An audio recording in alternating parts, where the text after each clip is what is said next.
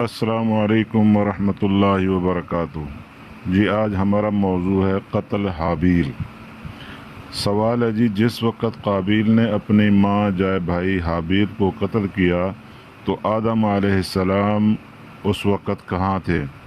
اس کا جواب جی یوں لکھا ہے، جب قابیل کی شادی حضرت آدم علیہ السلام نے ہابیل کی بہن اقلیم سے کر دی تو قابیل نے بوجہ خوبصورت نہ ہونے کے اقلیم سے شادی کرنے سے انکار کر دیا۔ حضرت آدم علیہ السلام نے ان دونوں بھائیوں کو قربانی کا حکم دے کر جب حج کے لیے تشریف لے جانے کا ارادہ کیا تو آسمان اور پہاڑوں کو اپنی اولاد کی حفاظت کے لیے فرمایا کہ میں ان کو تمہاری حفاظت میں دیتا ہوں۔ انہوں نے اپنی حفاظت میں لینے سے انکار کر دیا۔ قابیل کے سامنے جب بات آئی اس نے کہا میں ان سب کی حفاظت کی ضمانت لیتا ہوں۔ اس کے بعد آپ حج کرنے چل دیے۔ حضرت آدم علیہ السلام حج کرنے مکہ تشریف لے گئے۔ ادھر دونوں بھائیوں نے قربانی بارگاہ خداوندی میں پیش کی۔ ہابیل نے اچھا فربا مینڈھا اور قابیل نے کھیت کی بیکار سی چیز قربانی میں پیش کی۔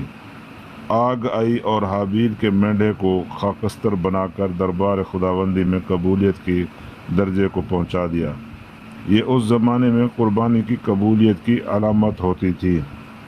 اس پر قابیل بہت غضبناک ہوا اور کہا کہ میں تجھے قتل کروں گا ورنہ تو میری بہن لبودا سے شادی مت کر۔ ہابیل نے فرمایا کہ اللہ تعالیٰ متقیوں کی قربانی قبول کر لیتا ہے۔ اور دوسری روایات ابو جعفر باقر کی اس طرح ہے کہ جب ہابیل کی قربانی قبول ہو گئی تو قابیل نے حضرت آدم علیہ السلام کو کہا کہ ابا جان آپ نے ہابیل کے لیے دعا کی اس لیے اس کی قربانی قبول ہوئی، میرے لیے دعا نہیں کی اس لیے میری قربانی قبول نہیں ہوئی۔ بہرحال اس تفصیل سے معلوم ہوا کہ ہابیل کے قتل کے وقت حضرت آدم علیہ السلام حج کرنے کے لیے گئے ہوئے تھے۔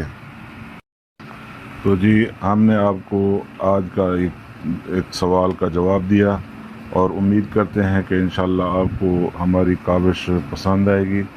آپ ہماری محنت پر ضرور ہمیں حوصلہ افزائی کریں گے کہ اللہ تعالی ہمیں اس پر جو کتاب سے سوال جواب پڑھتے ہیں اس پر عمل کرنے کی اور اس کو سننے کی اور سمجھنے کی توفیق عطا فرمائے۔